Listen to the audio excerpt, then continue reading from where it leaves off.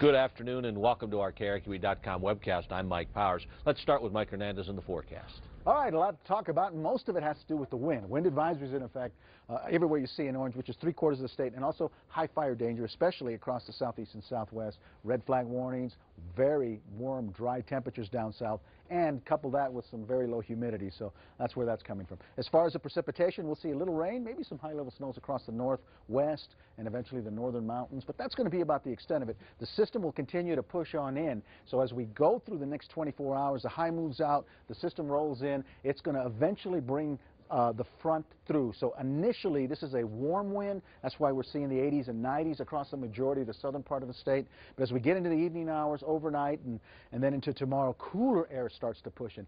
That is going to change our temperatures and change the whole feel of what has been a pretty mild week to this point. So we're going to hit about 85 with the winds up through the day. 35, 45 mile an hour, not out of the question here. And we're already seeing some 50s out west. And then into tomorrow, still blustery, but cooler. Sunshine and about 67, and then 70s into the weekend. An internal investigation has led to the demotion of Farmington Fire Department Chief Troy Brown.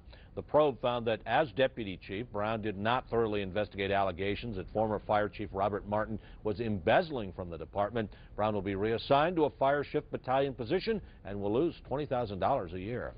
Leaders of New Mexico school districts are discussing what options they have if state budget cuts hit them as hard as some legislators are warning.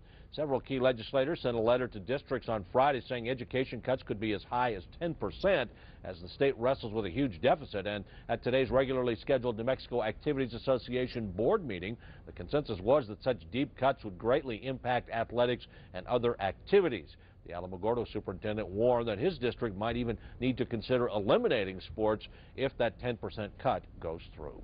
Stay with KRQE for more news and weather updates throughout the day.